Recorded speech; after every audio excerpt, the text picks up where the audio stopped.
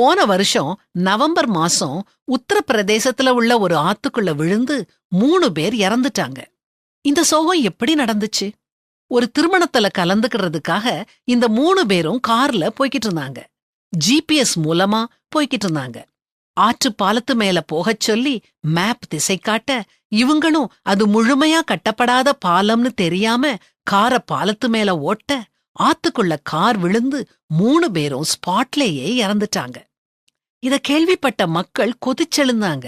இவங்க மரணத்துக்கு கூகுள் தான் காரணம்னு சொன்னாங்க. ஆனா உண்மையான காரணம் கூகுள் மேப்ஸா? அல்லது அத நம்பி நாம வழிய பின்பற்றினோமே, நம்முடைய கண்மூடித்தனமான நம்பிக்கைதான் காரணமா? சில வேளைகள்ல தவறா வழிகாட்டுது. அது நமக்கு தெரியும். ஆனாலும் அத நாம நம்பி அது காட்டுற வழியில போறோம். மனுஷனால உருவாக்கப்பட்ட அப்பப்போ தவறு செய்யற தொழில்நுட்பத்தை நம்ப நாம தயாரா இருக்கோம். ஆனா நாம எங்க இருக்கிறோம், நாம எங்க போகணும், எப்படி போகணும் அப்படிங்கறத சரியா அறிஞ்ச தேவன் மேல முழு நம்பிக்கையும் வைக்க நாம தயங்குறோம். இது வேடிக்கையா இருக்குது இல்லையா?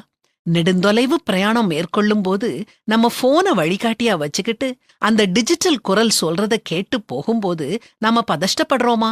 அல்லது நம்ம வாழ்க்கை என்னும் நெடுந்தொலைவு பிரயாணம் பண்ணும்போது தேவன் மேல முழு நம்பிக்கையும் வச்சு அவருடைய அன்பான கரிசனையான டிஜிட்டல் அல்லாத குரலை கேட்டு முன்னேறும் போது நாம பதஷ்டமடைறோமா? கொஞ்சம் யோசிச்சு பார்ப்போம். நானே வழியும் சத்தியமும் ஜீவனுமாய் இருக்கிறேன்னு சொல்லியிருக்கிறாரே.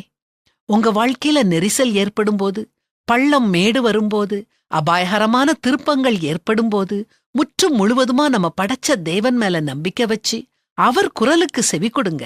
ஒருபோதும் வழி தவறமாட்டீங்க.